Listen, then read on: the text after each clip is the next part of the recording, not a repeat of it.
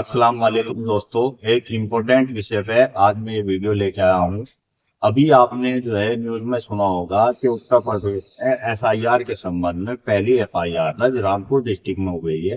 Rampur district वैसे बड़ा मशहूर है यूपी में आजम खान साहब की वजह से, लेकिन एसआईआर में भी जो पहली एफआईआर हुई है वो रामपुर डिस्ट्रिक्ट में हुई है।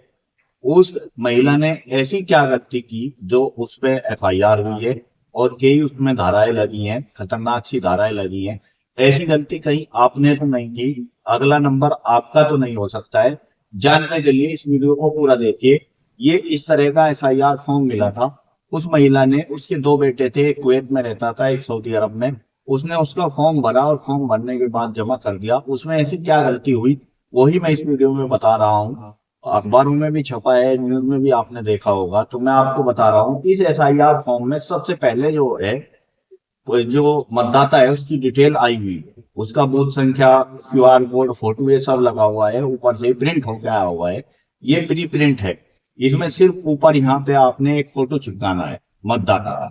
उसके बाद मतदाता की जन्म तिथि, मतदाता का आधार संख्या, मतदाता का मोबाइल नंबर या परिवार का मोबाइल नंबर, मतदाता के पिता का नाम, मतदाता की पिता की इपिक संख्या, मतदाता की माता का नाम, मतदाता की इपिक संख्या, और मतदाता के यदि शादीशुदा है तो उसके पति का या पत्नी का नाम और उसकी पति या पत्नी की इपिक संख्या। ये कॉलम ऊपर एंट्री करवाई गया।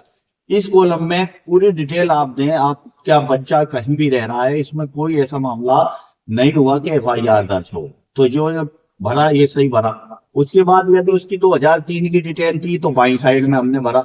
उसकी 2003 की नहीं है तो दाई साइड में भरा। मान लो बाई साइड भरा, बाई साइड में भी निर्वाचक का नाम यानी मतदाता का नाम और उसकी इपिक संख्या यदि 2003 में है, वो उसके संबंधी का नाम, वहां उसके पिता का नाम लिखा हुआ है या पति का नाम लिखा है वो, फिर संबंध उनमें लिख दिया हमने। जिला, राज्य का नाम, विधानसभा निर्वाचन का नाम 2003 की, और विधानसभा की संख्या, भाग संख्या और क्रम संख्या, ये हमने भर दी।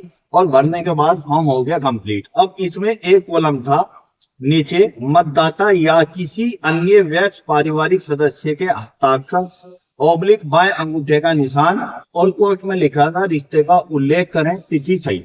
यहाँ पे उस महिला ने क्या गलती की, जो उसके पुत्र जो थे, दोनों बेटे, जो एक सऊदी और एक कुवैत में रह रहा था, उन्हीं के साइन कर दिए। जबकि यदि वह महिला यहाँ पे अपने साइन या अपने अंगूठे का निशान और तारीख डाल के रिश्ता लिख देती माँ, तो ये इसमें कोई गलती नहीं थी। ऊपर ये 3 लाइनें लिखी हुई भी है।